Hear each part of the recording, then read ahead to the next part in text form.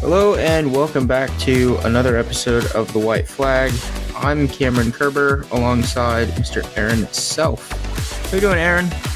What's up, guys? I'm doing good. How you doing, Cam? Pretty good, man.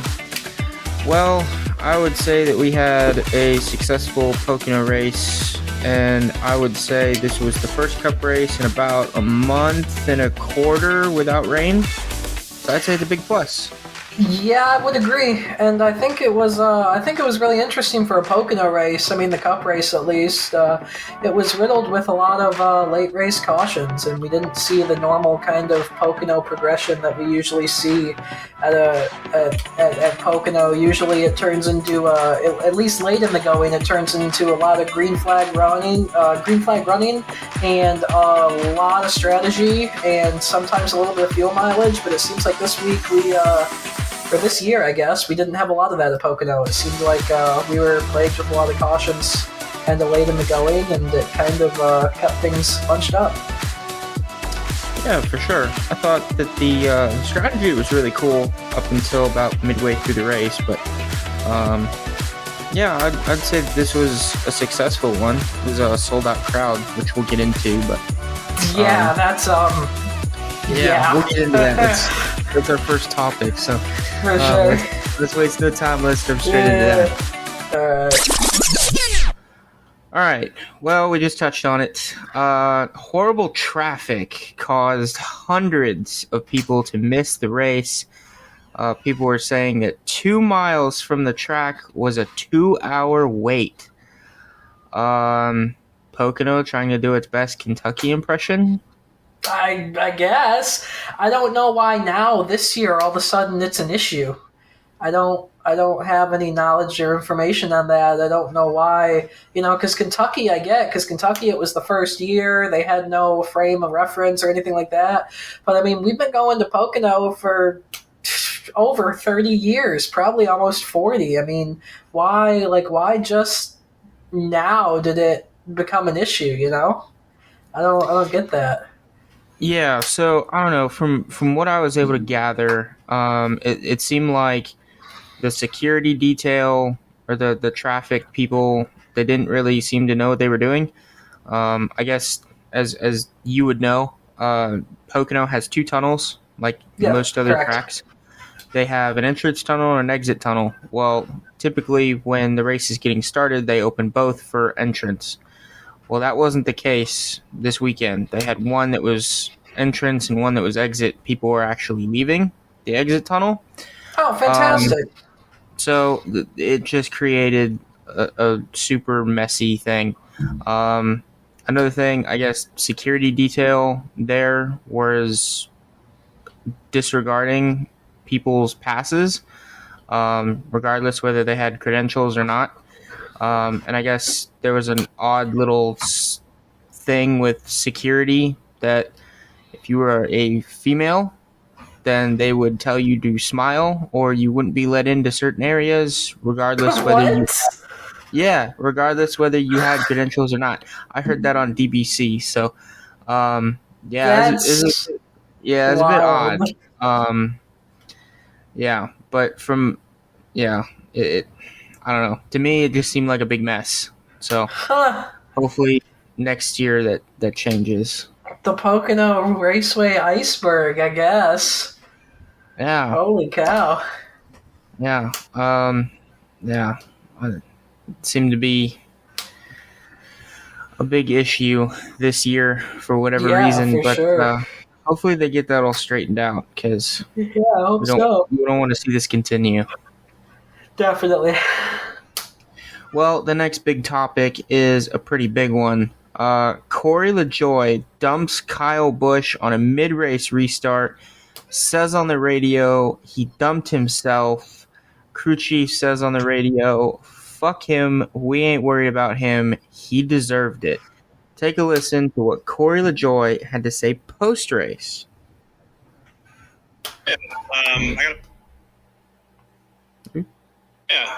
I got a big push from the 16 when you're 20th back there, dude. It's in the hornet's nest, and you're 7 wide into 1. If you're not the guy on the bottom, somebody else behind you is going to jam it in there.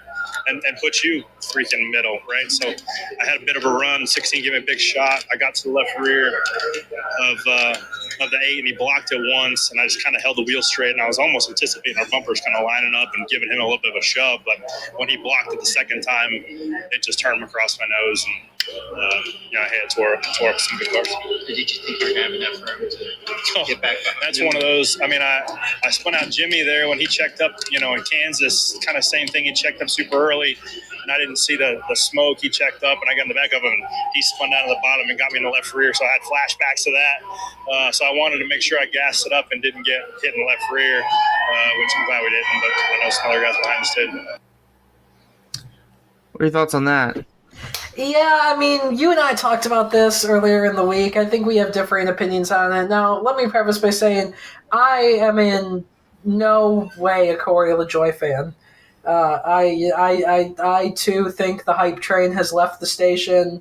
There's another bit of news that we're going to get into that happened this week that relates to that I also have mixed opinions on. But I do think that, even after watching replays and whatnot, I do think Kyle basically ran him down to the hot dog stand. It was like he just kept going left and left and left and left, and then eventually it just, at what point do you just say, like, fuck it, we're racing for 20th, like, get the hell out of the way, So I don't know. The way that I see this is obviously Corey got a run, and then Kyle goes to block it, and as Kyle blocks it, LaJoie runs into the back of him. You can see it on the onboard, and then that's pretty much it. That was the only block there, and what I saw was Corey was probably coming back up the track to make the corner. And at the same time, he was attempting to come up back behind the 8. You can hear on Kyle's in-car camera that he hits the rev chip. And I guess RCR has a thing where once the engine hits the rev chip, it stops accelerating. So technically, Corey probably didn't mean to dump him, but regardless, it's a bad look on Corey LaJoie. Especially since he says that he blocked him twice. There was no second block, so obviously he's not going to admit that he dumped him on purpose. If he did it on purpose, but I don't know. NASCAR says they won't penalize him, but they'll talk to him. So I don't know, man. I think this is an interesting one. Corey, for whatever reason this year, has been like caution city. And when you look at the standings, he's currently sitting behind a rookie, which is his teammate. And that right there, it shouldn't happen. Damn near behind both his teammates. The way he's been running, he can't be that far ahead of Zane at this point.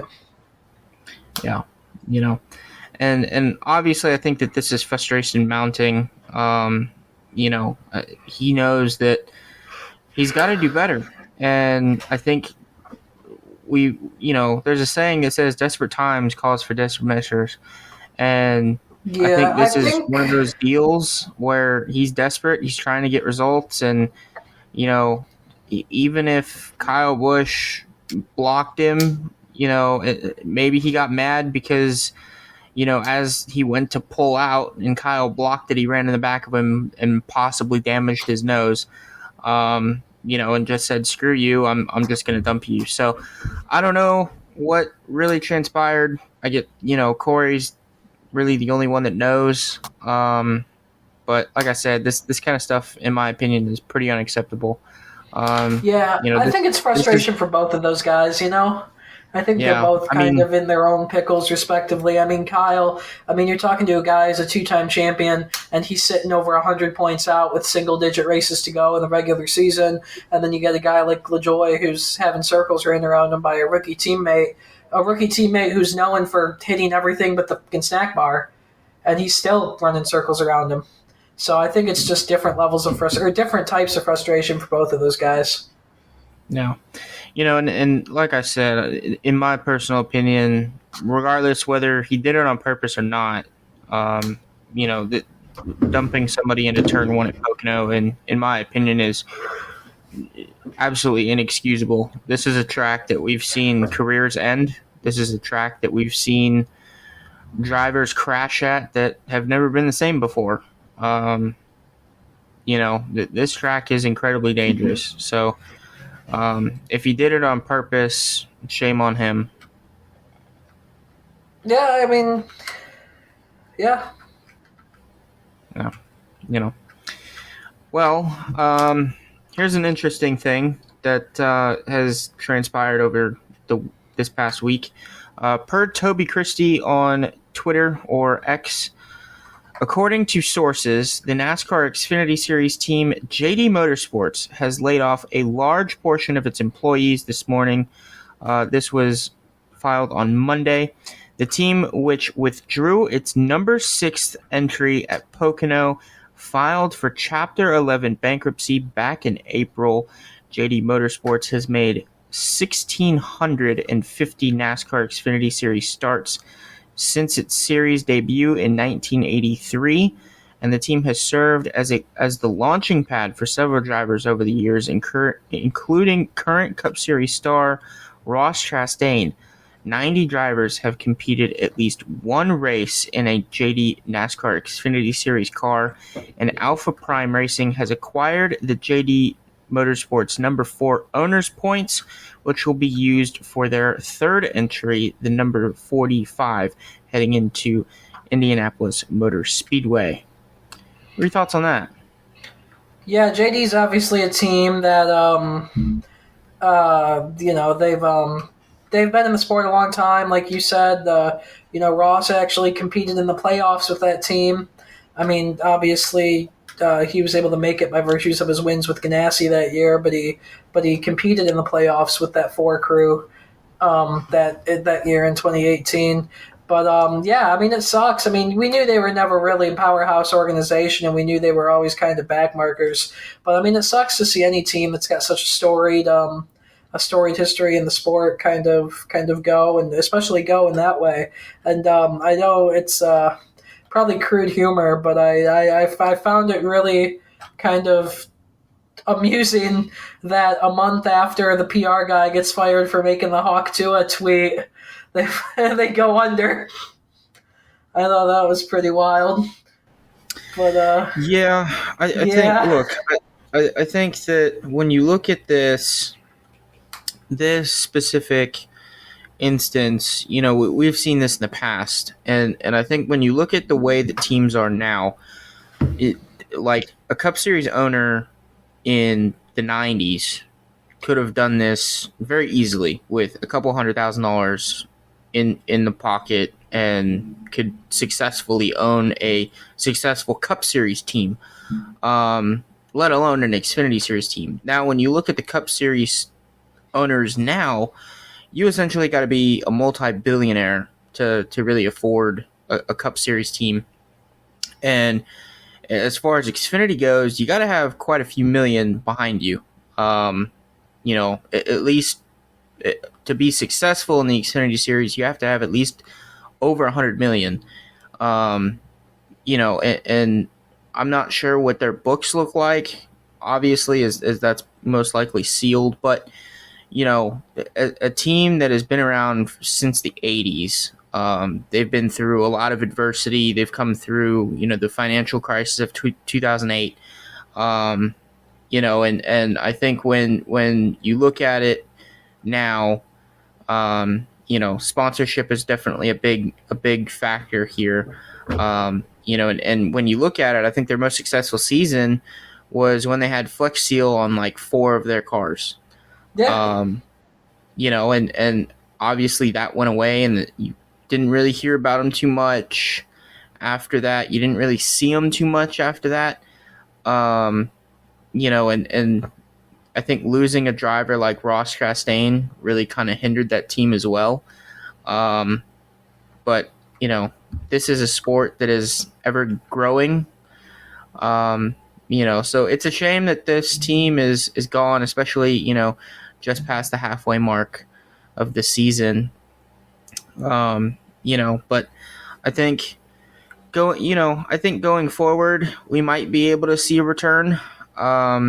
There's always hope, but I don't know. I think going forward from now,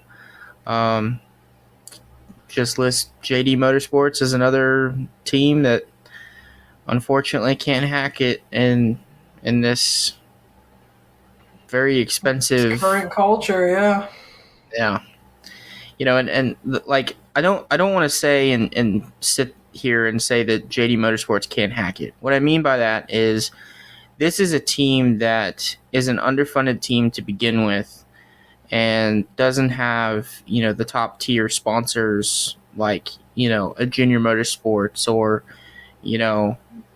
a Joe Gibbs Racing or, even like an RCR or hell, even an Alpha Prime, right? This is a team that is lower funded than Alpha Prime. And, sponsorship specifically in this day and age in NASCAR is everything. If you don't have good sponsors or you don't have sponsors that can fill in, every race or have multiple sponsors cover the 36 race schedule or 33 race schedule for them, you're pretty much in deep shit.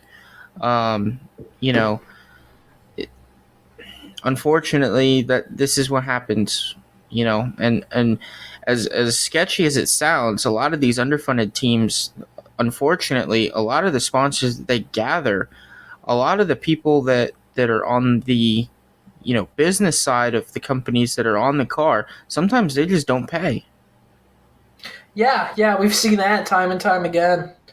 Yeah. So like I said, things like this happen all the time. This just so happens to be one of the more historic teams.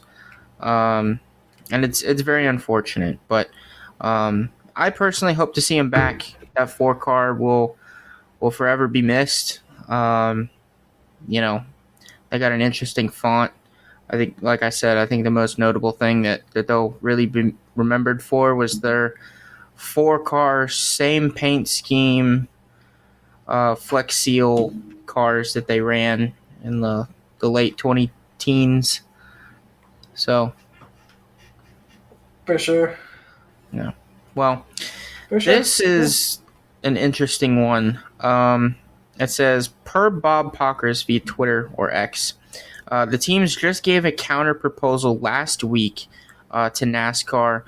So we'll see how NASCAR responds. How and when likely will determine any timelines to getting a deal done as far as the charter agreement goes.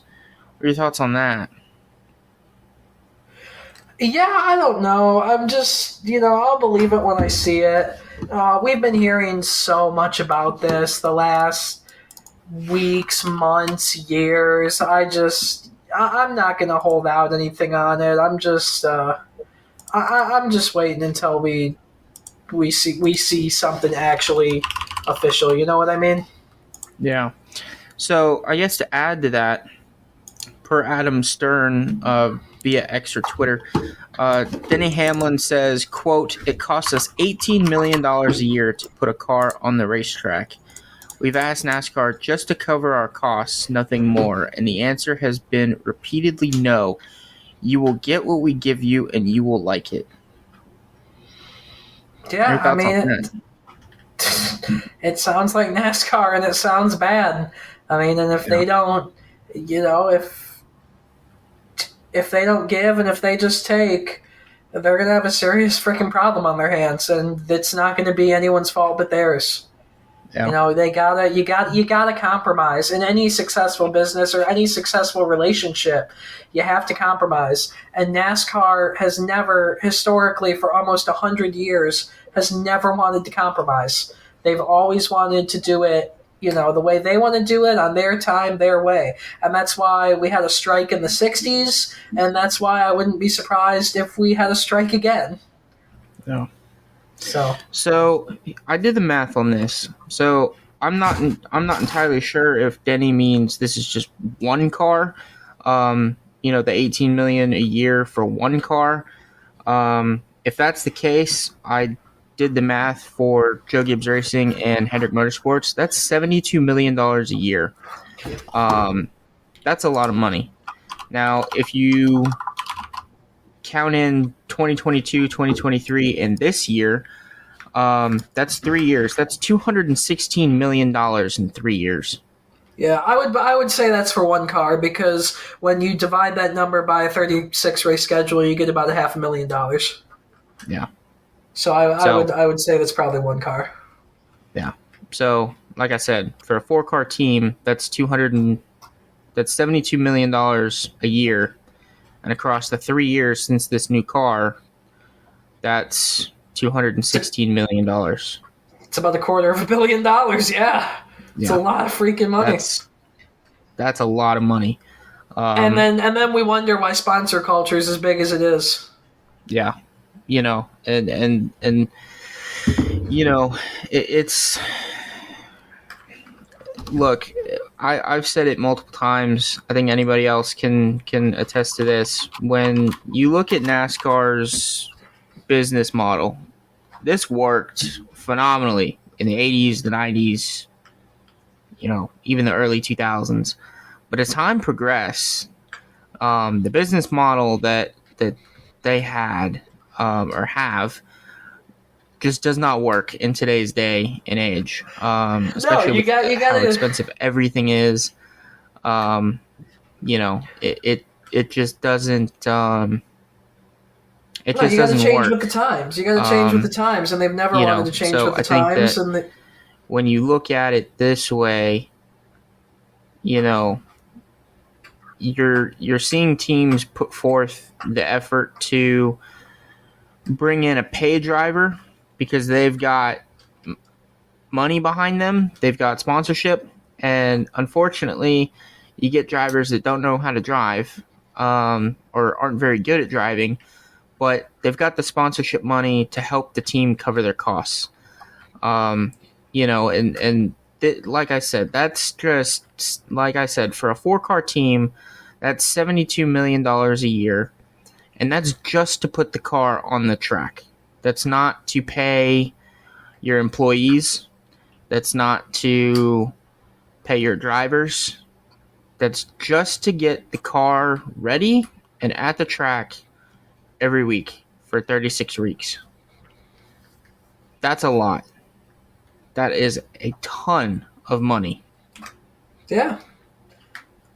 And it's just another example of NASCAR not... How? I have nothing else open. Hello? You're back. Oh, I don't know why that suddenly fixed it, because I wasn't muted before. Anyway, I just think that's another example of NASCAR not changing with the times. You know what I mean? Like, it's something they've been notorious for their entire lifespan. I mean, it's the same reason we're 10 years behind on an EV car that we should have had a hybrid prototype in freaking 2013, like everybody else, and we just drug our feet on it because, I mean, it's just the culture in NASCAR is unfortunately the culture that runs through a lot of kind of that region of the country, which is just if it ain't broke, don't fix it. But unfortunately, it's pretty freaking broke if teams are having trouble getting cars to the track and getting cars on the track. Yeah, and I think to add to that, right? This sport is a family-owned sport. It's been owned by the France family since its inception. Yeah. They have no investors, no partners. They don't have a board. They don't have anything. It's just, and that's dangerous. That's dangerous to not have like a board of trustees, people that have a stake in the company. Oh, I was just saying, Right. it's dangerous when you have a company that doesn't have a board of trustees or investors that they need to that you need to make happy. I mean, it's a borderline monarchy, and the fact that they can pretty much do what they want because they don't have anybody. I mean, no, they don't have shareholders, but they have people that are investing millions of dollars into the company, and those are the teams. And it's dangerous. The teams, even though they're not official like contractual shareholders, it's dangerous that they don't have any rights. And I think if we do face a strike, I think that's definitely needs to be one of the first things that the teams throw out there is, hey, like we need some sort of legal, advocacy. Like we need to have, like, it can't just be, we bend and bend and bend until you're happy. And if teams start refusing to show up to the track, there's going to be a problem because then NASCAR won't be able to uphold their end of the TV deal. I mean, what are they going to do for 3 hours while they're supposed to be racing on like NBC? What are they just going to do? Play 3 hours worth of old episodes of Race Hub? I mean, if they don't show up to the track, like, it's cooked. So, Yeah, I think, when you look at it, like I said, this is dangerous. And when you hear these giant teams that dominate the season, like a Joe Gibbs, like a Hendrick Motorsports, and they say that they haven't made a profit in over 10 years, that's scary. it's like, what's the point, If you're just breaking even every week, I mean, what's the point of even owning a race team if you're not making money off it? Yeah, and I've said this for at least 2 years now, 3 years now. I personally think with the way that NASCAR is, as far as they are consistent-wise, I think that they need to sell NASCAR to a company or a person that has a lot of financial help to really put this sport back on track.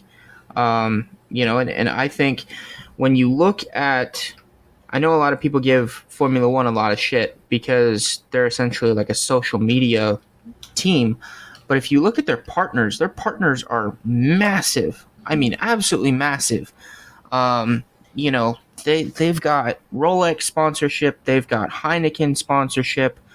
Those are big names. And when you look at NASCAR, we've seen through the past, I would say 10 years, we've seen some huge names say we're done.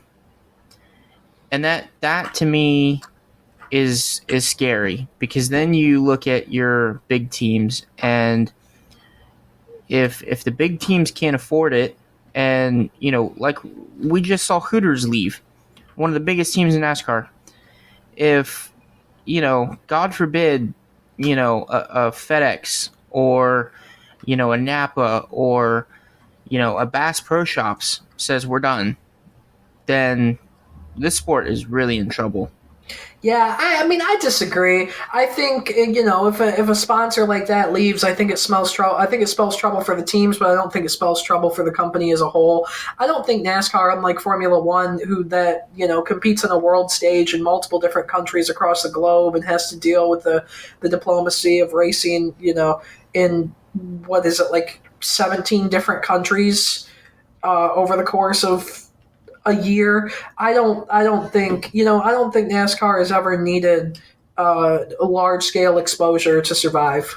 And even in I would say the darkest days of NASCAR, which in my opinion is like 2017, 2018, 2019, even in NASCAR's like darkest days, I don't think they were ever truly in trouble, because at the end of the day, I mean, outside exposure from fans and fan involvement and this and that is yes, it's it's a part of the sport's success, but it's a very small part of the sport's success. I mean, everything functions properly when teams are showing up, turning laps, running races, media's there, we're broadcasting it.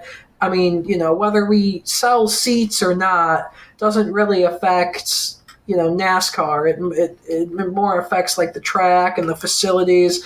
I mean, if everything I think is working well within, kind of the structure of how we have everything laid out, I don't think we've ever needed, large scale exposure to survive.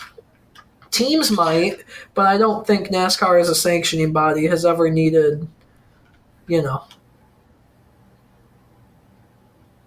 Yeah, so I guess what I'm trying to say is when you look at how NASCAR's run, I guess what I'm trying to say is if NASCAR sells, then NASCAR can, the France family doesn't have to do everything. They can probably get whoever they sell it to can probably get people in there that will, say, hey, this is a penalty and this is a penalty, and I don't care. It doesn't matter if you're Chase Elliott or, you're BJ McLeod. If you did something, you did it, and you're going to serve a penalty for it, or you're going to serve a fine for it. And I think that where NASCAR lies as far as consistency goes, I think that they really need to do that. I don't disagree. I think, but so let me continue, because I think when you look at their, I forget, I think he's like the director, Elton Sawyer. Me personally, I think that they really need to move on from Elton Sawyer, because he wants to do things, and when he wants to do it, it's either A, too late, or when he tries to do it, it's just wrong. Like, it's just not the right thing to do. I don't know. In my personal opinion, I think that NASCAR's officiating and the whole system needs to be changed for this sport to, really work going forward.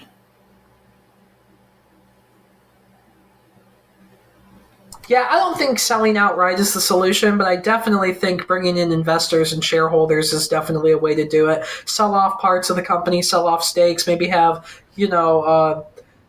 old money here that owns 2 or 3%, and maybe a company here that has like a 6% say in it. Like any big company, and it just helps everything be fair. I mean, even a big company like Amazon or Meta, have, shareholders that they have board of directors meetings that say, where all the shareholders sit down and they say, hey, this is what we want to do. And then everybody has to agree on it, or the majority has to agree on it, because they all own stakes in that company. And I think NASCAR needs to do something similar, because what they're doing right now and just saying my way or the highway, it's not working. Yeah. And as you said, I wouldn't be surprised if we see another strike. And the only thing that hurts is the fans. Yeah, for sure. I mean, it just does. The people who want to go to the track and people who want to watch it on TV, that's the only thing that's going to happen, is it's just going to hurt the fans. Over a legal disagreement. So. Hopefully that all gets straightened out. Hopefully they can come to an agreement that's beneficial for NASCAR and the teams. And if not, then we'll probably see another strike. But as always, you'll hear it from us. So the next topic that we have is quite an interesting one. NASCAR officials announced this week that the upcoming race at Richmond will have 2 Goodyear tire choices. It will be the same as North Wilkesboro, for teams to choose a softer option tire, which will reward teams with short-term grip, and then the baseline prime tire that provides a more lasting tire. That's also the standard issue tire. So, what are your thoughts on that? Yeah, I mean, I definitely think it's in an effort to change the racing at Richmond, because the racing at Richmond has been pretty poor for some time. I would say well over 10 years now, with about 3 different iterations of cars. The racing's not been great. But I think, we tried to do the same thing at Wilkesboro, because, our first couple of years at Wilkesboro has not been fantastic. And after Wilkesboro, I mean, we did the tire thing at Wilkesboro, and I don't think it changed, much. So I'm skeptical, but I'm definitely for trying things, because the racing at Richmond is not great. What about you? Yeah, so I don't know. I think that this will be. I think what they're trying to do is trying to figure out what tire is best for short tracks, and I think that. I know NASCAR said that they'll mess with the tire compounds, and I know that they've said that horsepower is like a last resort for whatever reason. But I like the fact that they're trying. I like the fact that they didn't just chalk up North Wilkesboro and say, okay, well, maybe this didn't work. Let's not do it again. I like the fact that that they're going to try it at a different track with a different surface and a different track that races different. So like I said, I'm optimistic just like you are. I don't know how this is going to work, but I like the fact that they're trying. Yeah, no, me too. I mean, all you can do is effort. So an A for effort. Yeah. So, Cole Custer, the short hoss driver, says he will announce his 2025 plans this weekend at Indianapolis. Could we see Stone Cold make a return to the Cup Series? I mean, that's the rumor. I mean, that's not the rumor. I think there have been a couple reputable sources around the gods that have pretty much said hey, this is what's going to happen. This is what we're hearing. Expect it to be confirmed. Much like, a Martin Truex Jr. announcement where they come out and say, hey, we expect to, see Martin Truex Jr. make an announcement about his retirement this weekend at Nashville or whenever he did it. From what I'm hearing, it's kind of going to be a similar deal. So I definitely think it's a strong possibility. I definitely think, he's got the sponsorship. I think blah, blah, blah falls in line with the company, this and that, Haas Automation, whatnot. But I still don't think Custer's the right man for the job. I still don't. And I don't know why he would want to unless they're paying him more. I mean, you're winning races in Xfinity. I mean, just go crazy. So Yeah. I agree. But, I don't know. Per Bob Pockrass, I guess they got a thing in the media center that says Haas Automation on it. So he's either staying in the Xfinity Series or he's moving to Cup. I think staying in the Xfinity Series would be more beneficial, in my opinion. I think that if you're young, keeping your stock as a driver up is probably the best thing for you. And winning races and, championships in a lower series is definitely going to keep your stock up as a driver. Going into the Cup Series and running 30th every week is, going to make you less valuable to any team. Yeah, for sure. I mean, look at what's going on with Hemrick right now. Yeah. So, like I said, we'll have to wait and see. But regardless, I think he's definitely not leaving Stuart Haas, or Haas, I should say. That's definitely staying. I'm pretty sure that's going to stay a thing. So he's either going to stay in the 00 or, he's going to go to the Cup Series. So we'll have to wait and see. Yeah, for sure. Time will tell. Yeah. So for our last bit of news, Rick Hendrick will serve as the honorary pace car driver for Indianapolis this weekend. Indianapolis the Brickyard 400 is also celebrating their 30th year anniversary since NASCAR went to the Brickyard for the first time in 1994. What are your thoughts on that?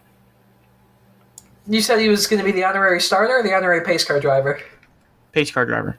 I mean, yeah, that's cool, man. I mean, obviously that team, that organization is they won the very first ever Brickyard 400. Rick Hendrick has obviously done a lot in this sport. I mean, they won the Brickyard 400, the first Brickyard 400 10 years after they started as a NASCAR team. It's now been 40 years, and now it's been 30 years since the first Brickyard. So I think, having someone like that is a really cool nod to not only the event itself and it returning. I think bringing it back to the oval for this year, starting this year, is just a really cool homage to the event in general. And I think that Rick driving the pace car is a great homage to the event and a great homage to everything Rick has done for the sport. What about you? I agree. I think, the team won the first race here. They've done so much for the sport, and I think they're the winningest team at this track. You could fact check me on that, but I'm pretty sure. So it just seems right.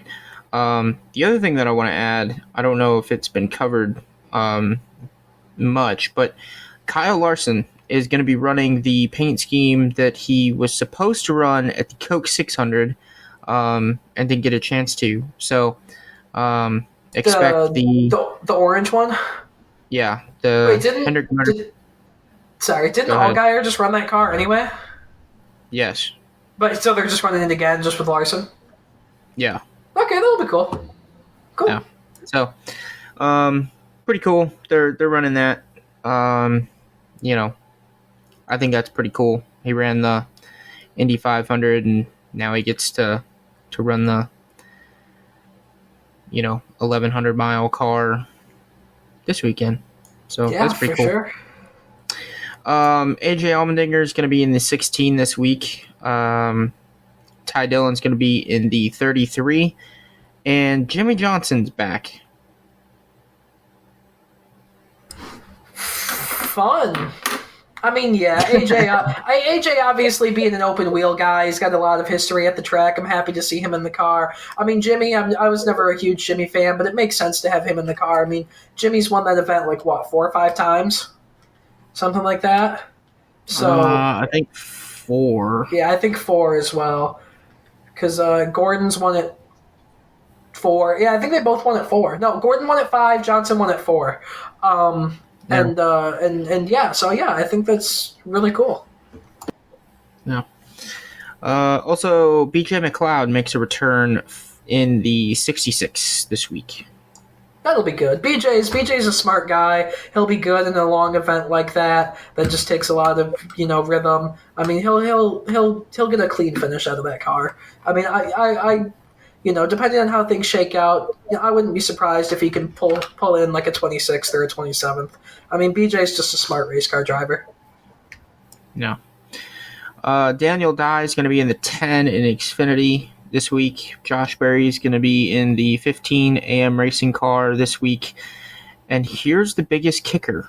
Are you ready for this? Because I don't know if you heard about this. Eric Almirola is back in the 20 this week. Dude, let's go. Whatever happened is finally over, I guess. I guess that blew over. I still don't know what the hell that was all about. But, I mean, cool, man. It's over now. Let's go. Yeah. I still need the lore. Like, I need to know what the hell happened. Yeah. I don't know. It's definitely an interesting one. Connor Daly is going to be in the 26 Sam Hunt racing car this week. And the return of Carson Kvapil makes a return this week at Indy. I'm excited to see how he does on the big oval. Yeah, I'm excited to see how he does on the big track. Yeah. That'll be cool to see him on the big track. Yeah. So that's driver news, and that's news in general. And with that, we will go to driver and menace of the day. Driver menace. Who you got? Menace, LaJoie, Driver. Oh my god, I have amnesia. What even happened in this race? I did not watch Xfinity. I'm not gonna lie, but Driver. You know what? Let's give it to Bowman. Let's give it to Bowman. What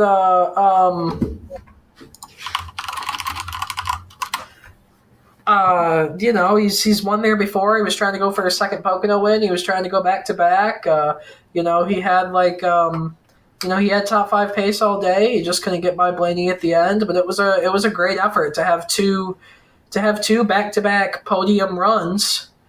You know, for a team that has been kind of, you know, not that they've been running bad, but they are the weakest team at Hendrick. So to put together 2 top 3 runs 2 weeks in a row on 2 very different tracks, I mean, that's cool. And expect him to run well this week too, because remember, he was leading this race the last time we ran here, and he blew a tire and crashed. He was leading this race with less than 20 to go, and he blew a tire. So don't sleep on Bowman to maybe kiss the bricks this weekend either. No. So I have 2 menaces this week. First one right off the bat, plain and simple, Corey LaJoie. I don't think that needs any more explaining. And my second one, I agree. My second one this week is Sam Mayer. You're gonna have to explain that one to me, because I'm not gonna lie, I did not watch a single lap of Xfinity. So coming out of the tunnel turn, he just gassed it and just slammed into the back of SVG and dumped him. Oh, cool, nice. No. Normal Sam Mayer things. No. Then apparently, I don't know, Chandler Smith was really pissed off at him.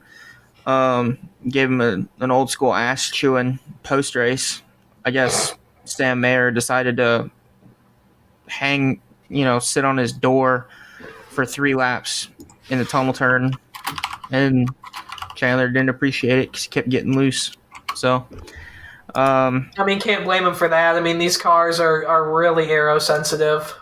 Yeah, and then got out of the car, and I don't know. I guess Sam looked like he was gonna cry, but then he said that I guess Chandler didn't appreciate being raced hard. So, yeah, I don't know. In my personal opinion, this is the kind of shit that teams are looking at, and you kind of wonder why you're not being picked up or being tabbed for a cup ride. Yeah, for sure. I agree. That's the one thing that I'm really tired of. You know, I wouldn't say that I was a fan, but I wasn't somebody who disliked him. But I'm starting to lean towards the dislike on this one. He's dumping people left and right, and you know, he's got the entitlement to say in the media that he's pissed off because he's not getting tabbed for a cup ride. And in my personal opinion, there is no entitlement. I mean, yeah, I agree, but there's no I deserve to be in the Cup Series. No. Like, I agree, your time but will come or your time won't. Plain and simple. You don't say that crap in the media. I know, but Sam's a young kid, and also something you have to look at is there are guys who have been racing for less time than him, who are in lower divisions, that are already getting cup starts and who drive just as freaking stupid. I mean, look at Hocevar. He's racing for Rookie of the Year. Look at Heim. He drives like a numpty, and he's getting cup starts. So I get why Sam's frustrated. I mean, yeah, entitlement is never the answer, but I'm sure he looks at these guys who race just as stupid, if not stupider than he does, in lower divisions, who are already getting cup starts and cup rides, and he's like, man, like, I bring a little bit of money, like what's the, and you know, so, and I can't really I see why he would have trouble keeping his mouth shut as well, because, he is a young kid. He is, yes, he represents his team, he represents the company, he represents the sport. He has to, have a handle on things. He has to keep his mouth shut. But just playing devil's advocate, I'm not saying that he's right or wrong, but, I get it.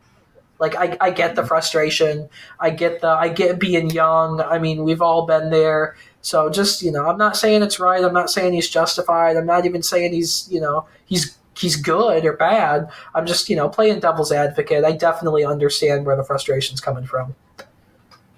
Yeah, I agree. I think, I think when you live in a world where you look around and you just see good things happen to bad people or people that do bad things constantly, and you're just sitting there in the same boat that you've been sitting in, I can, while keeping it vague and not venturing off topic, I can personally relate. So I get where the frustration comes from.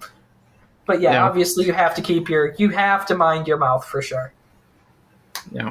So, my driver of the day, I got to go with my favorite. I got to go Chase Elliott. Hell's yeah, had a good 10. car. Had a good car all weekend.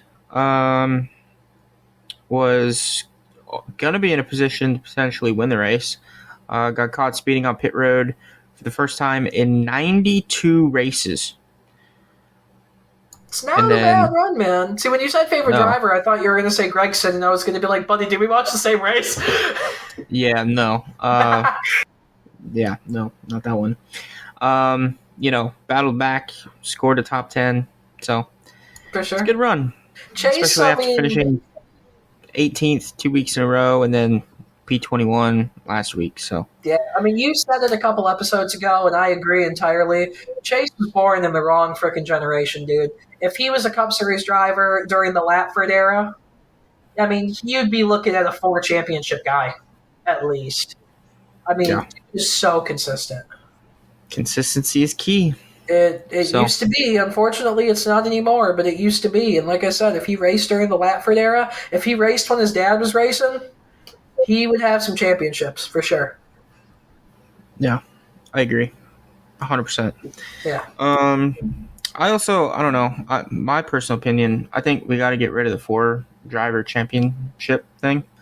I think it should go to the round of 4 and then the round of 2. I don't know about that. I think, it'd be cool. It'd be gimmicky and kind of cool. But it would mean, to only allow 2 people to race for head-to-head for a championship. It feels like we're cutting too many people out of it, The fact that you could have, 4 different teams and at least one of every manufacturer in the championship 4, I think that's just good representation for the sport at that point of the season. I think if you cut it down to 2 people for the final race, I think I think a lot of fans will just be like, well, you can flip a coin and pretty much figure out who's going to win it. Let's just, let's just, go on winter vacation or whatever. Whereas with 4, I feel like there's so much stuff that can happen during the race and how it can play out. With a 3-race round and a 4-person grid, you can have up to 3 people make it on wins, and then you're always going to have 1 guy out of 8 who's going to make it on points at least. And I think that's cool. I think, I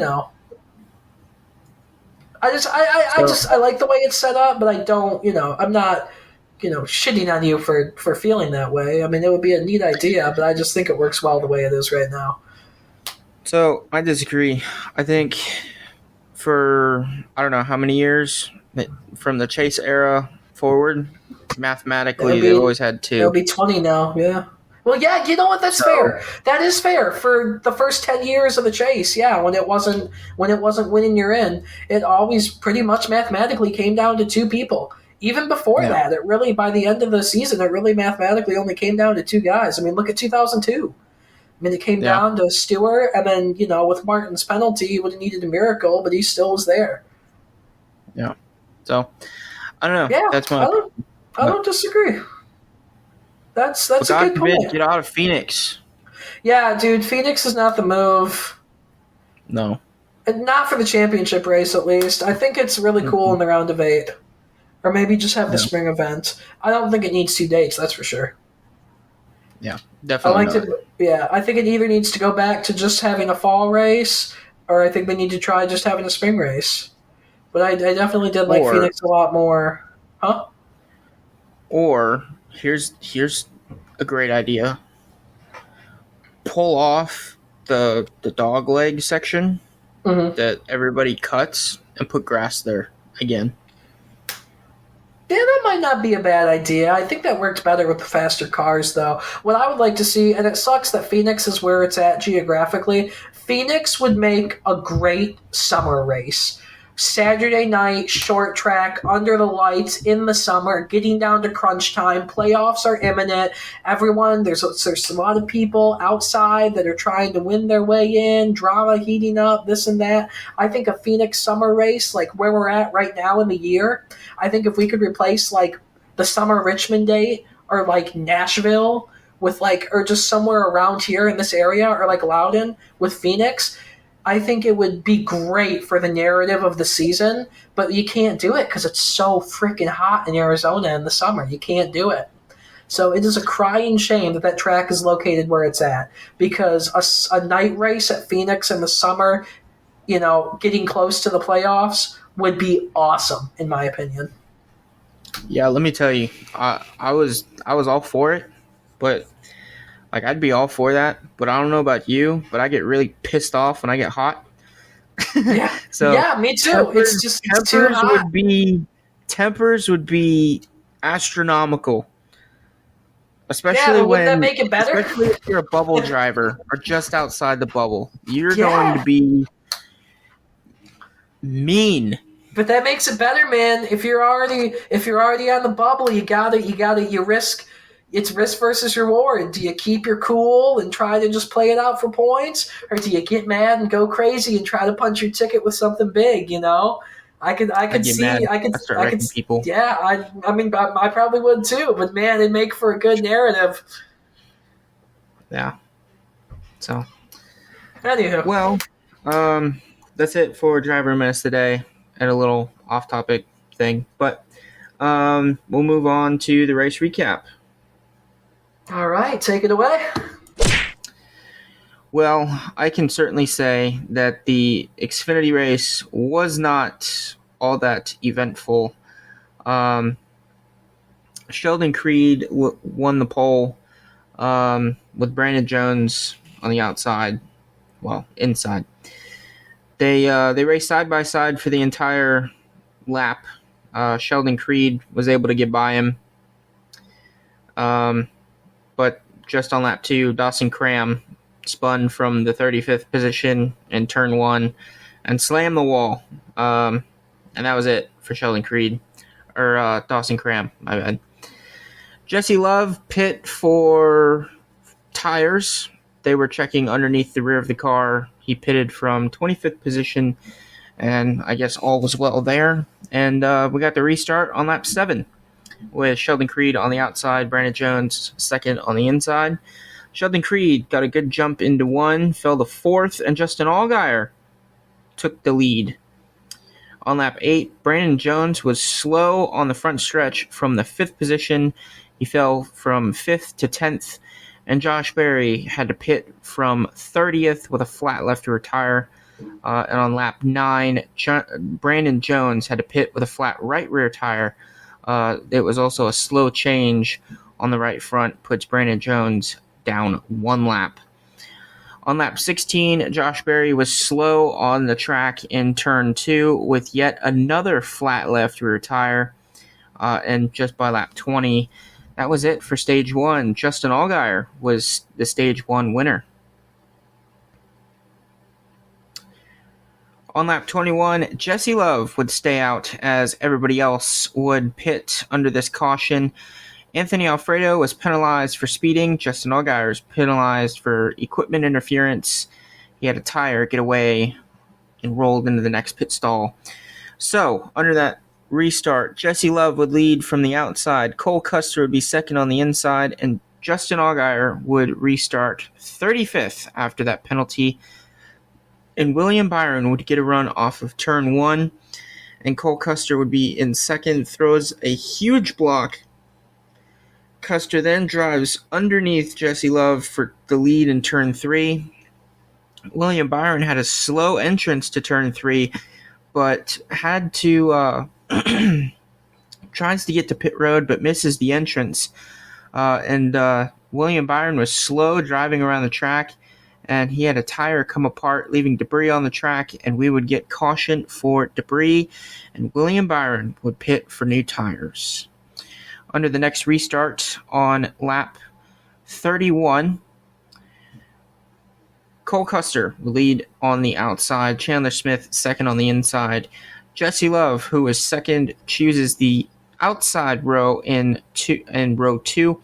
Austin Hill passed Chandler Smith for second in turn number 2, and green flag pit stops would start as Sam Mayer from 11th and Jesse Love from 8th would pit under green.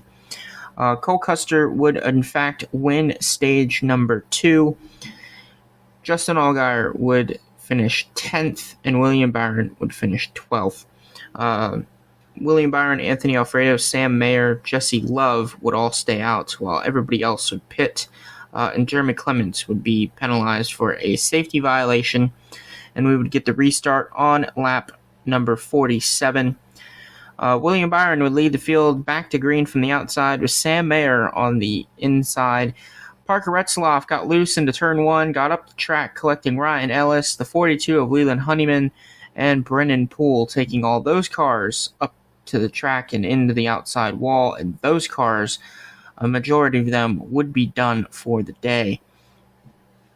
We would get some cars that would pit under this caution. Those include Anthony Alfredo, Justin Allgaier, Sammy Smith, and Brandon Jones.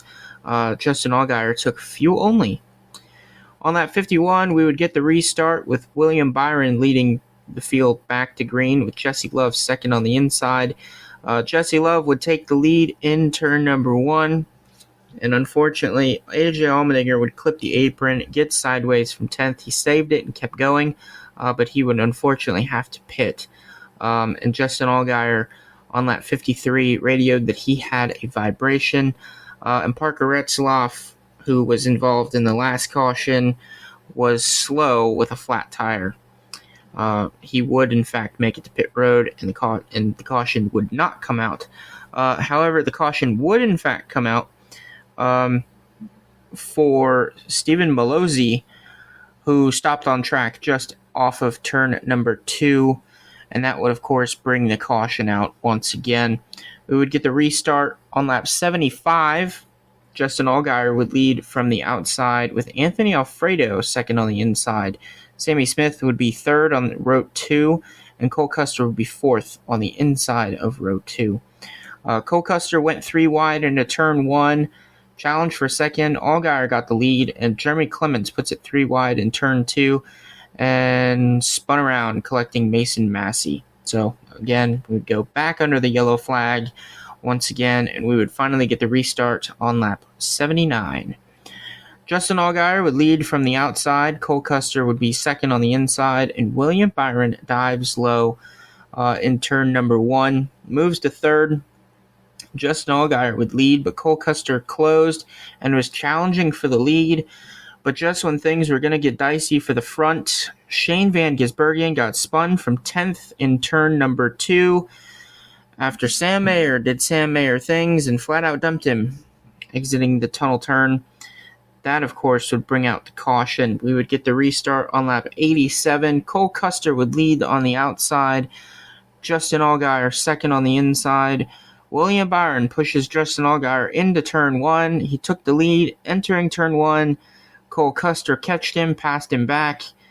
Justin Allgaier and Cole Custer would run door-to-door in turn 3, but Cole Custer would take the lead off of turn 3. Shane Van Gisbergen spun from 20th on lap 88 in turn 2. He kept it going and no caution on lap 89. Cole Custer would take the white flag as the leader, and once again, the Ford, for the first time in the Xfinity Series, would go to victory lane, and Cole Custer would win for the first time this season. The defending champion goes back to victory lane. Hell yeah. I didn't watch it, but I'll take your word for it. Yeah. So, do you want to do the Cup race? Honestly, I kind of do not, as if that's okay. Well, the Cup race was eventful. I'll just do a late thing. Sure. A little notation. This probably was one of the worst weekends for Kyle Busch. This poor guy, and you could hear it in his post race interview. Well, not Dude, it just gets necessarily worse and post-race. worse. It just gets worse for this guy. And at first it was kind of funny. Now it's not funny. Now it's sad. And now you just really hope that, like, me personally, I wouldn't be mad if a race gets rained out and he ends up being the winner, because this guy just needs something. Like, he needs something. Pre-race, well, let's go back further. At first, he had a steering issue. They then fixed that. Then, going pre-race, they pulled the car off the grid because he had an oil leak. The crew then repaired that issue. During the race, he felt like his brakes were going, and then he got dumped by Corey LaJoie.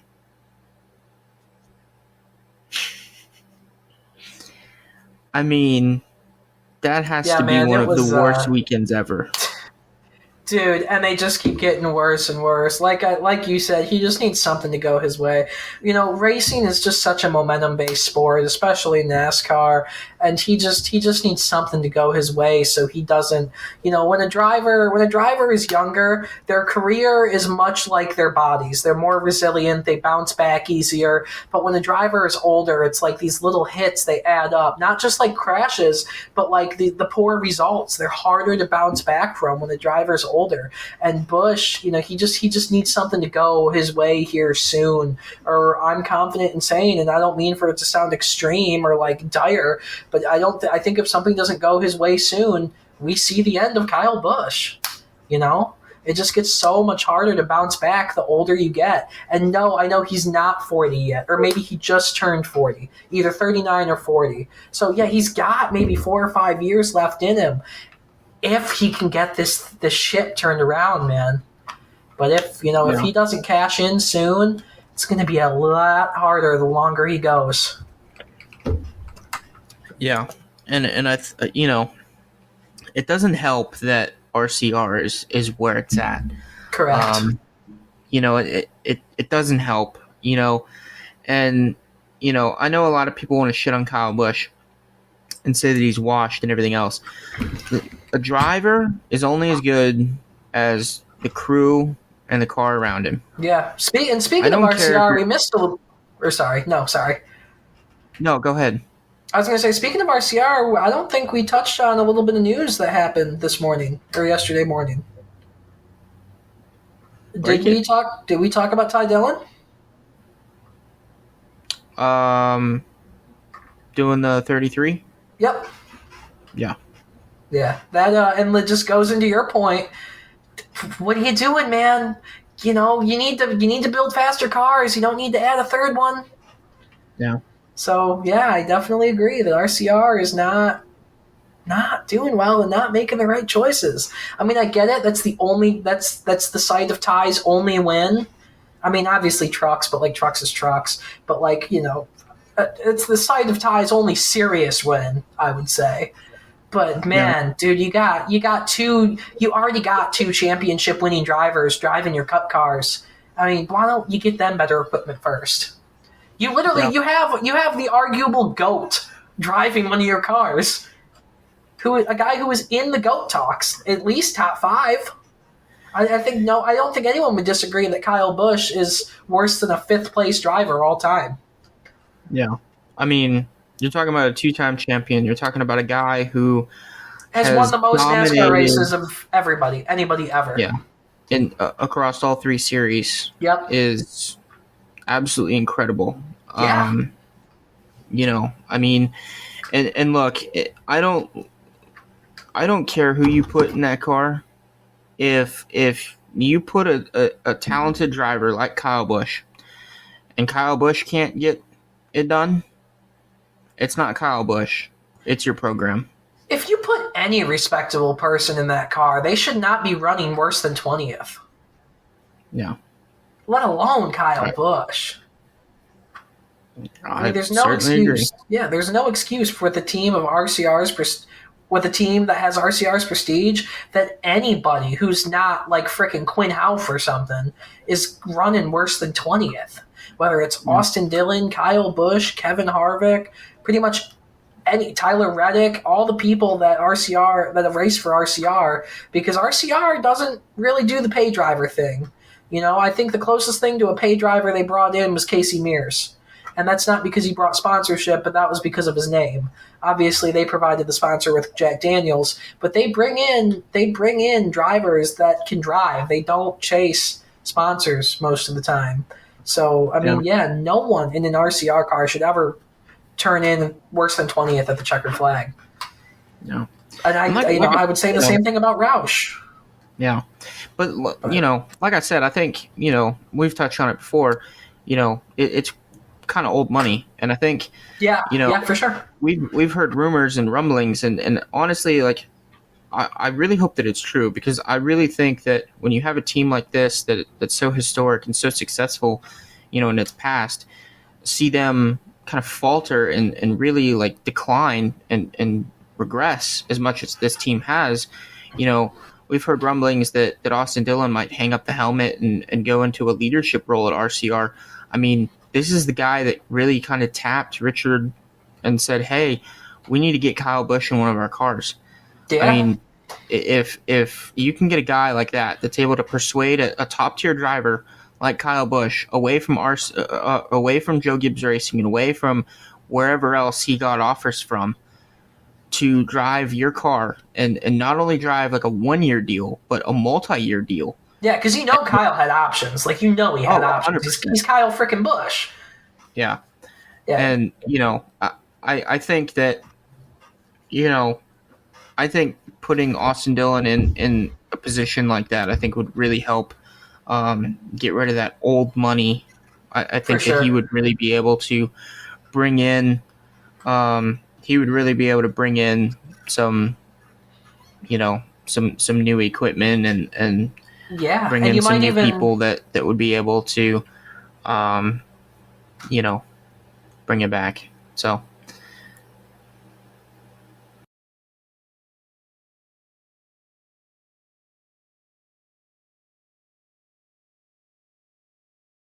Okay. I was going to say, we could even see him kind of evolve into something of a J.D. Gibbs, a guy who has an eye for young talent and can bring in development drivers, you know, like, you know, guys like the next Denny Hamlin or this and that, or Eric Almirolas, or I think Austin Dillon, competition director at RCR, would kind of go nuts. And I think RCR, like you were saying, I think they're overdue for like a Brad Keselowski arc. They need someone to come in and kind of save the ship. They need to change with the times. Yeah. 1,000%. For sure. Yeah. So, well, let's continue. The Cup Series. Ty Gibbs won his second career pole. He would start the race from the outside lane, and William Byron would be second on the inside. Ty Gibbs would pretty much run away to a 2.2 second lead by lap 7. And unfortunately, by lap 14, Noah Gragson would spin in turn 1 and back it into the turn 1 wall from the 24th position, and that would be day over for Noah Gragson.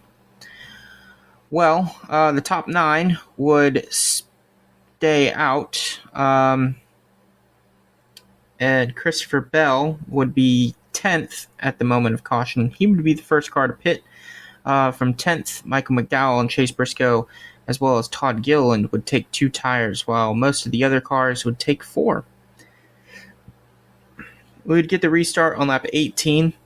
Ty Gibbs would lead on the outside. William Byron second on the inside. Josh Berry would get loose from 9th, go up the track, and get into the turn 1 wall. He would be able to continue. Josh Berry would then have to pit and take 4 tires. Bubba Wallace would pit from 21st, as they were 12 seconds off of the leader.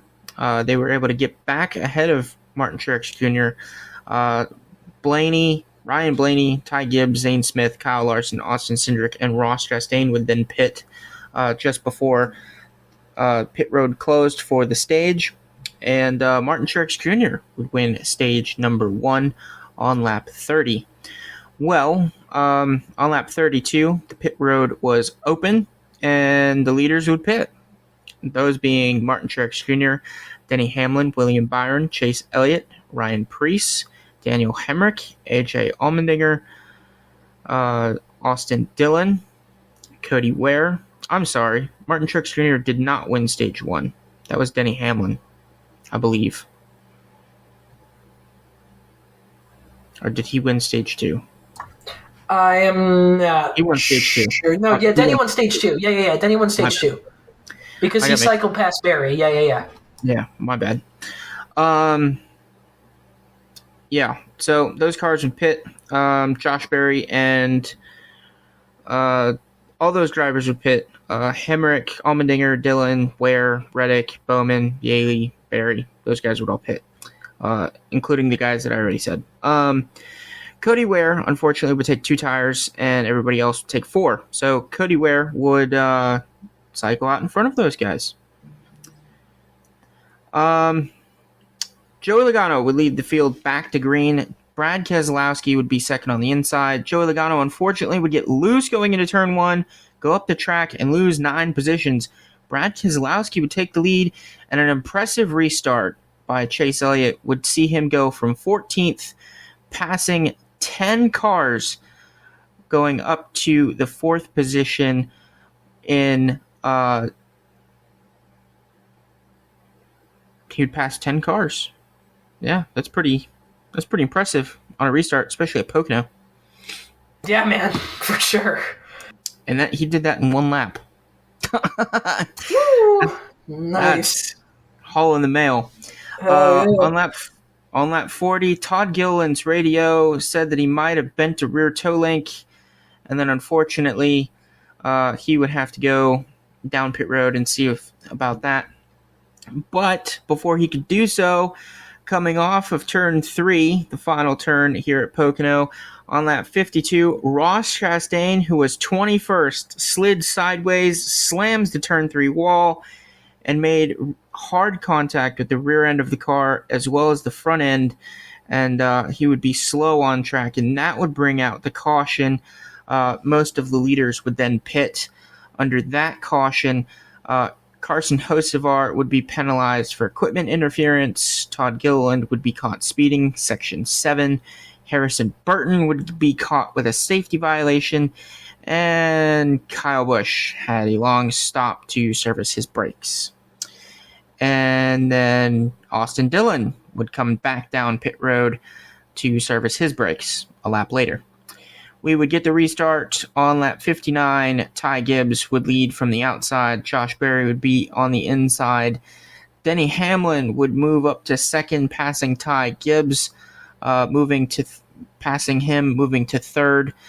Ty Gibbs would be in fuel conservation mode, and by lap 67, Denny Hamlin would take the lead. Austin Cindric could pit from 11th, 12 seconds behind the leader. Ty Gibbs would pit from 4th. And a few laps later, on lap 77, Josh Berry would pit, being the last of the cars that stayed out under the last caution to pit, and everybody else was pretty much conserving fuel on lap 80. Denny Hamlin and Chase Elliott, running first and second, have stopped shifting, staying in 5th gear, and by lap 95, Denny Hamlin would win stage number 2. Interesting strategy there. Well, on lap 96, Chris Buescher, Josh Berry, and Ryan Blaney, as well as Ty Gibbs and Martin Truex Jr., they would all stay out while everybody else would pretty much pit. We would get the restart on lap 101. Chris Buescher takes the lead on the outside. Ryan Blaney second on the inside. Denny Hamlin, who is 10th, radios that his brake pedal is getting long. He's lost some brake pressure. He radioed that in on lap 105. On lap 110, Josh Berry would pit from 13th, but stops long in the box and had to back up, causing a very long stop and he would go one lap down. Unfortunately, on that 115, here was an issue with Todd Gilliland. He got in the wall from 25th in turn 1, a mechanical issue. We believe that he had a brake rotor failure on the front stretch. He would be done for the day, and that, of course, would bring out the caution. The caution, that caution being very pivotal for drivers who are close on fuel. Most of, if not all, the leaders would pit.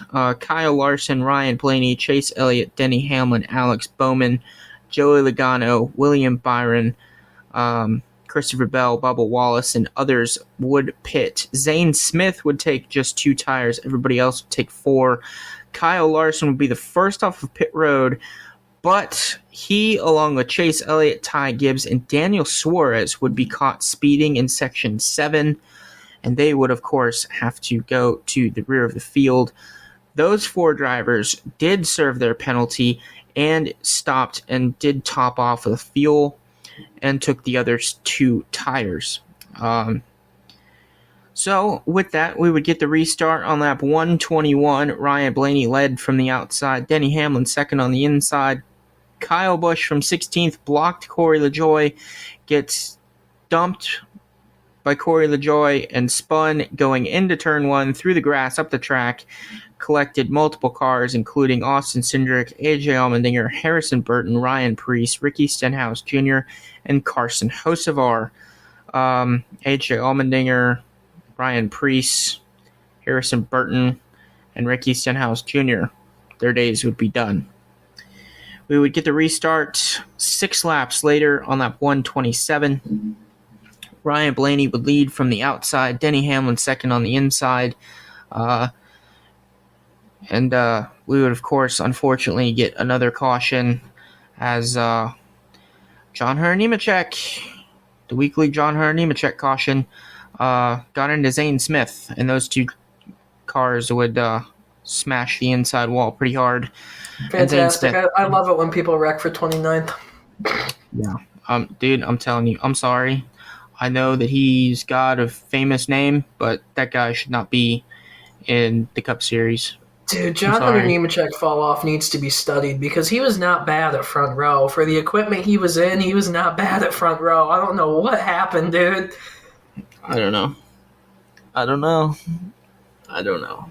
But, again, Zane Smith would be done for the day. John Hunter Nemechek would be able to continue.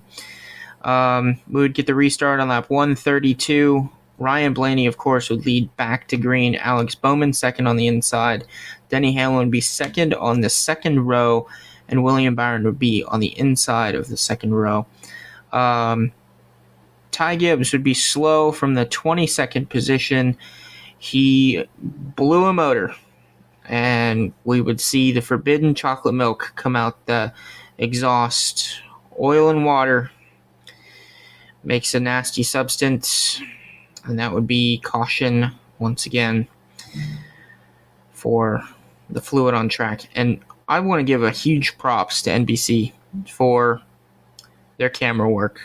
Typically we see fluid on the track, but we never get to see it actually come out of the pipes. And with that, we were able to see the oil-water mixture literally pour out of the exhaust of that car. So, huge plus on that. That's great camera work. Well, we would get the restart on lap 138. Ryan Blaney would lead from the outside, Alex Bowman on the inside, Denny Hamlin on the second row, as well as William Byron on the second row. And Ryan Blaney would pull away, and by lap 145, he would continue to lead over Alex Bowman by 1.1 seconds.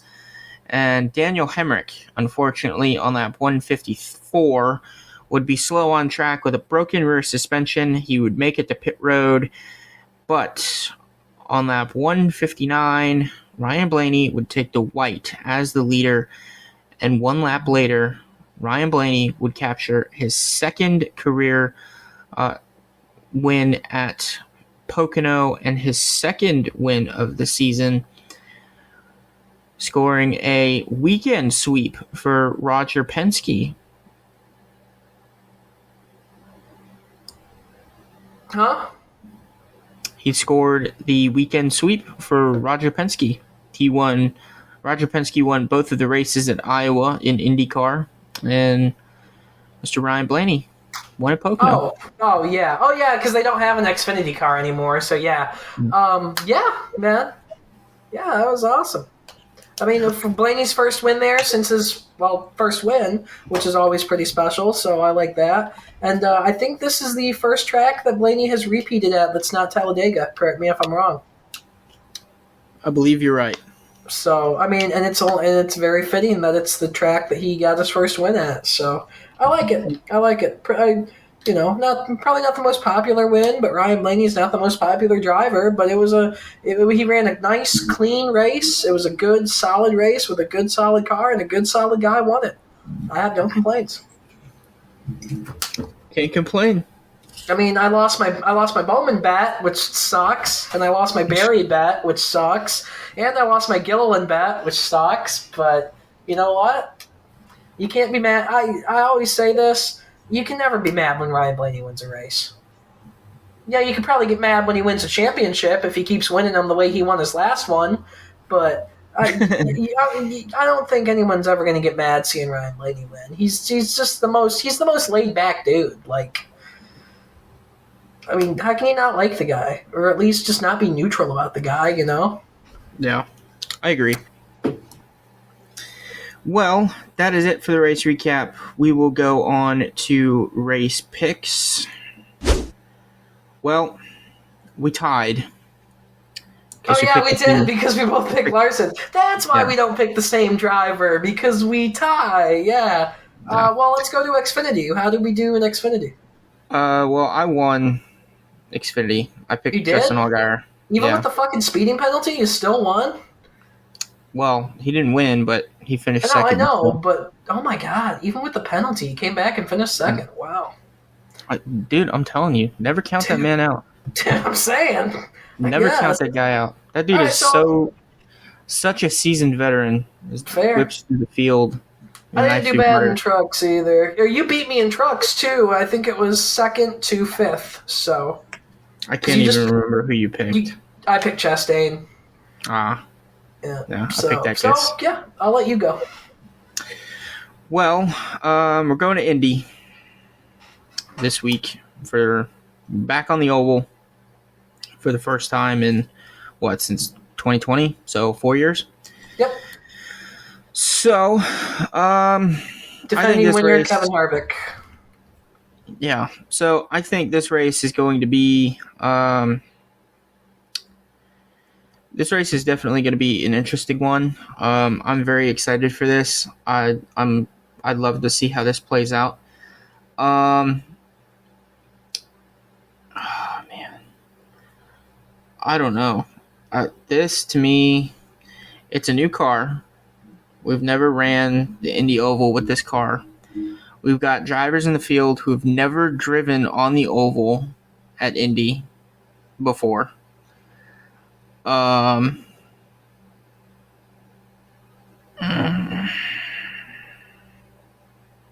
This is a difficult one.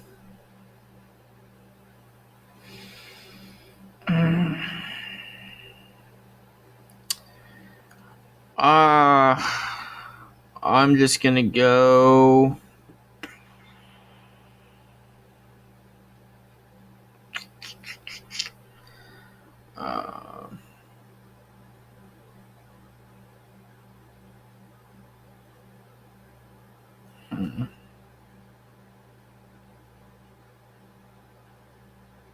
Let's see. Man, this is difficult. This is difficult because it's ironic because you're struggling and I'm locked in. Yeah. Yeah. Well, fuck it, man. Who you got? All right, Cup. I want to take Bowman because he blew that tire, but I'm taking the other driver that blew a tire leading late in the 2020 Brickyard 400. I'm taking Denny Hamlin. I think he finally gets the last crown jewel this year, and I think he completes his trophy case. He gets the last crown jewel, wins the 30th run. Well, not the 30th running because we took a few years off. 30th year of NASCAR and Indianapolis Motor Speedway. For Xfinity, I know I sound like a broken record. I'm taking Brandon Jones. I know he's still got horrible luck, but back in February I had him winning this race. I think he's great at high-speed tracks like this in the Xfinity car. You know, the Poconos, the Indies, the Kansases. I think he's great at tracks like this. I think JRM's got a great, big track program with, just really fast tracks that you just let it rip and just send it off into the corner like that and just float it through. I think he's great I think JRM's great at places like that. And trucks, we're not on the oval, but we are about 10 miles west on the outskirts of town at Indianapolis Raceway Park. And I am taking Taylor Gray. Taylor Gray, he had this race won 3 years ago, and John Hunter Nemechek unfortunately sent him to space with about 4 laps to go, just about. And I think with the season that Taylor Gray has had so far this year and the incident of 2021 where he got wrecked with single-digit laps to go, I think it's a no-brainer that Taylor Gray gets his first career win this weekend at Indianapolis Raceway Park. All right.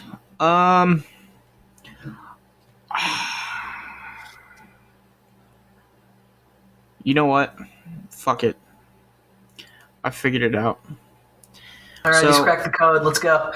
Here's an interesting fact that I don't think most people know. All right. The number 24 has won at Indianapolis every year that ends in a 4.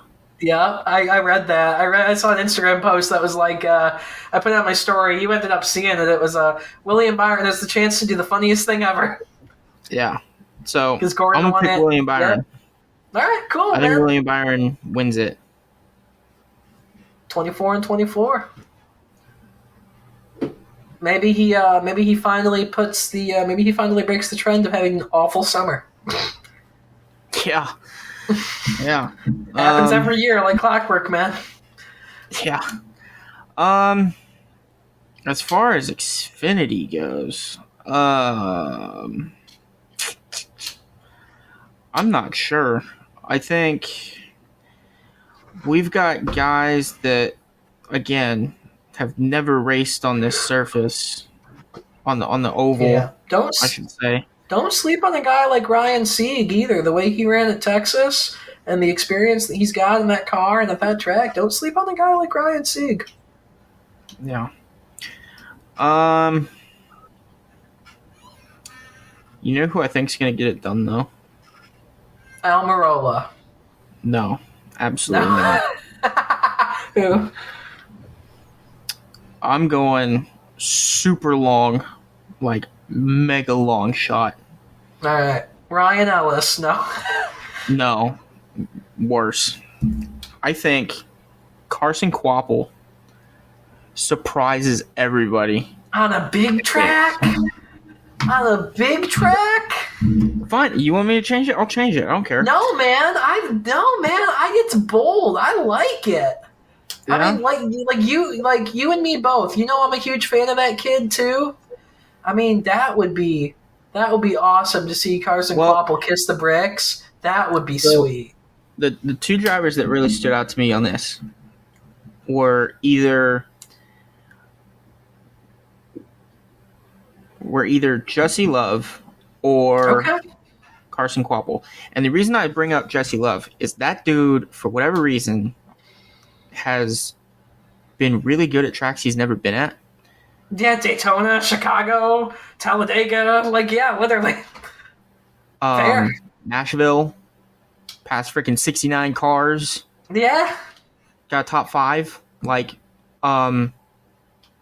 Yeah. I'll tell you what, I'm becoming a fan of Jesse Love. And he's a cool kid, man. Yeah. I'm digging it. So don't sleep on Jimmy either. Don't sleep on Jimmy. Johnson? Yeah, man. I don't know about that one. He's got 5 wins here, man. Well, he's also got I don't know how many wins in Charlotte too, and that hasn't played out very well. Yeah, he's also got 9 wins in Texas, and look what happened there. But I don't know, man. Maybe he just has a little more motivation because it's the Brickyard. Yeah, I don't know. I wonder what the odds. I wonder what the odds on that are, dude. I'm gonna look that up on my FanDuel. I wonder what the line is on a Jimmy Johnson Brickyard 400 outright win. Yeah. Let's see. While you're doing that, I'm gonna go pick my truck picks. I mean, you can really just pick Eckes every week, and you've got about a 50% chance of getting it. It's either going to be him or Heim. Yeah, I mean, honestly, picking anybody else other than them is really... Yeah. I mean, you can look at an Enfinger or a Majeski, but I think those are really the only four guys that you could really realistically pick. Is probably Enfinger, Majeski, Heim, and Eckes. Yeah. And then I think, like, on a super speedway, I guess, kind of anyone's guess. For sure. Yeah. Motorsport. Yeah, I'll just pick Eckes. I'll pick Eckes every week. That's my bet. Okay. Brickyard 400.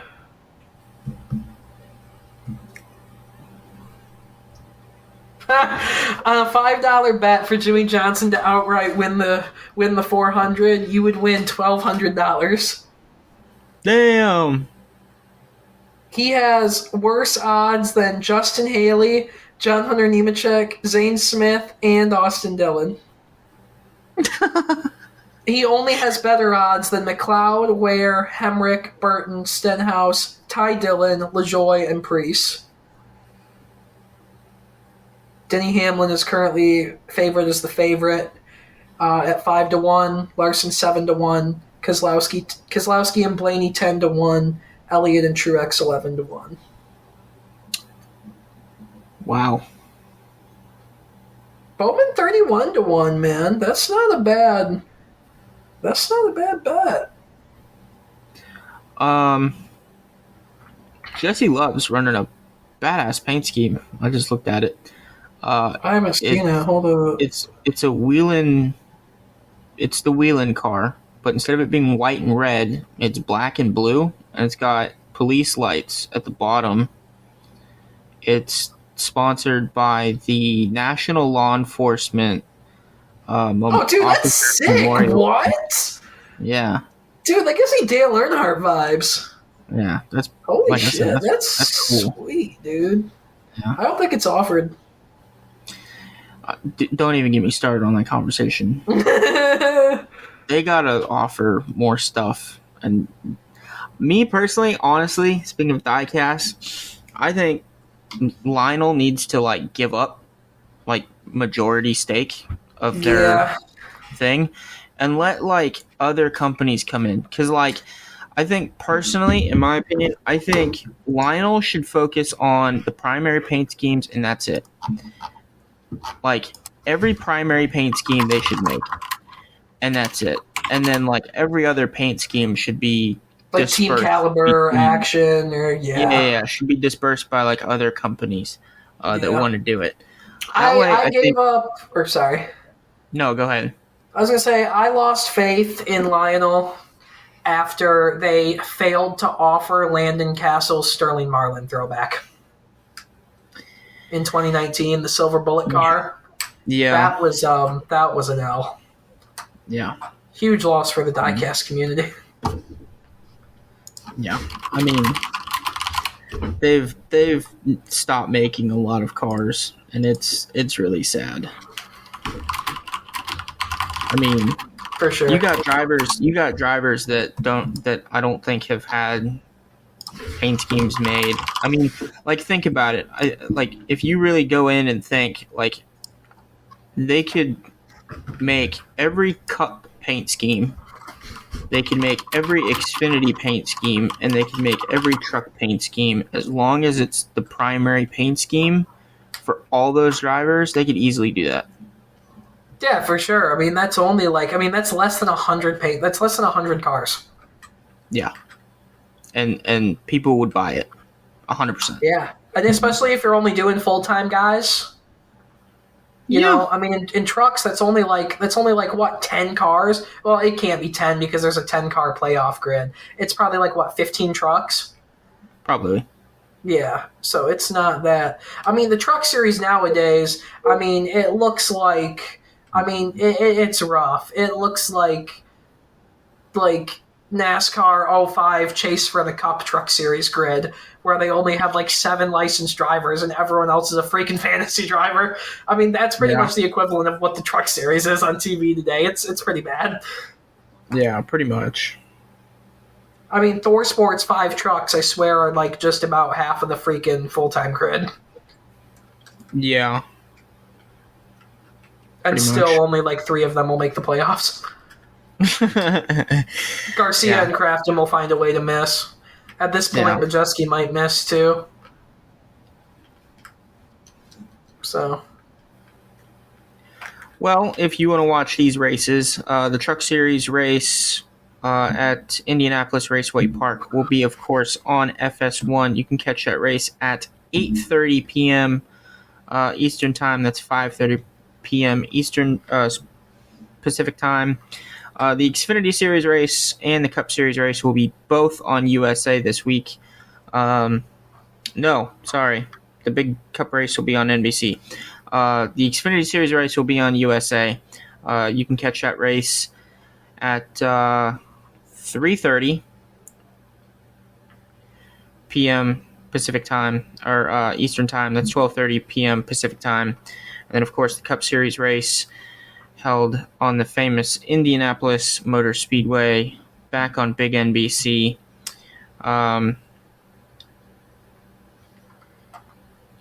Will be held at 2:30 p.m. Eastern Time. That's 11:30 p.m. I'm all for moving the start times up. 3:30 is a dangerous start time, man. Please keep moving them up. I'm all for moving them up. 3:30 races are dangerous. Well, it is starting at 11:30 in the morning on my end, so. Yeah, that was the one thing that when I go out to Portland, that's the one thing I'm not used to, is like having to get to the track so the race can start at like 11. I'm like, dude, why am I awake right now? Like, why are we here? Yeah. But Portland is a weird one because they air, I think it's the only part time in the season where 2 races air at the same time. I remember being at the track, like sitting on my phone, watching the truck race while like watching the like Xfinity race on the Jumbotron. Yeah. Well, after this race, this next weekend, we go on a 2-week Olympic break. Yeah, and we're not going to be talking, are we? We might do something. Yeah. We might do something a little interesting. We could do like a little maybe we could do like a little bracket. Maybe like seeing like who's locked in after Indy. Maybe we could flesh out like our own brackets, and then maybe we could make like playoff predictions, like make a little bracket with like the 10 race winners and like who goes all the way and who gets eliminated. That'd be kind of neat to do an episode on. Yeah. We could do like a live Q&A.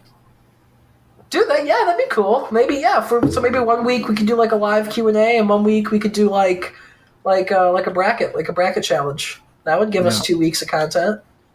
Yeah. I mean, we could do it on Instagram Live and just keep our stuff muted, because obviously we'd be able to hear each other. Yeah, that's not a bad idea. We could do that. Or we could maybe do like we can poll around. Maybe we could do like an Ask Junior thing too. Like maybe we can have people send in questions. Yeah. We do both. Yeah, that'd be cool, man. I'm big down for that. Anything to generate more fan interaction. You know, whether it's just people asking us like how we feel about like certain things that are going on in the sport right now, or our opinions on certain drivers, or like anything to generate more fan interaction. You know, we're both here obviously because we love to yap. So the more yapping we can do, the better.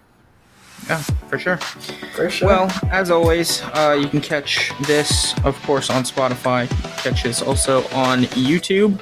You can follow our new YouTube channel. I know, Aaron, you're working on stuff with the JSC guys. Yeah, we're about a week or 2 out. We were going to broadcast our first race yesterday. We were going to do the Atlanta Cup race, but just there's so much going on with me and my personal life right now.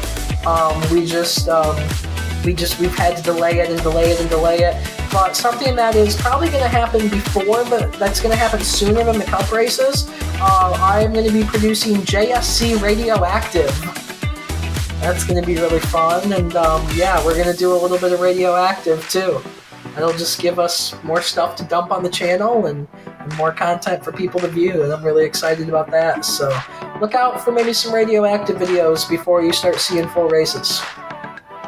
All right, well, there you have it. As always, you can follow us on our Instagram at The White Flag Pod. You can catch late breaking news. You can catch the race recap in video form and everything else. So make sure you follow that. And that's pretty much it. Enjoy this week at Indianapolis. I'm very excited for this race.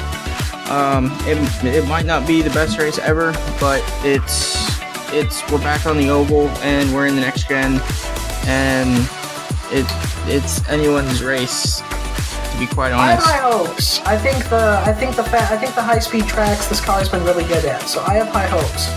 I think it's either going to be here's what I think. I think it's either going to be the greatest race you've ever seen with like amazing sketchy high-speed passes, or I think it's going to be absolutely awful single-file freight train and not an ounce in between. I think it's either going to be one or the other. Well, I think, as you said, the big tracks. This car likes big tracks. For sure. And I think that. You can't say that we didn't see passing last week at Pocono, because that's bullshit. We saw a ton of passing. And it's 1/3 Indianapolis Motor Speedway, so. Yeah. So, I think that this race, obviously this race is very similar to Pocono as the way that it races. It's not super banked in the corners.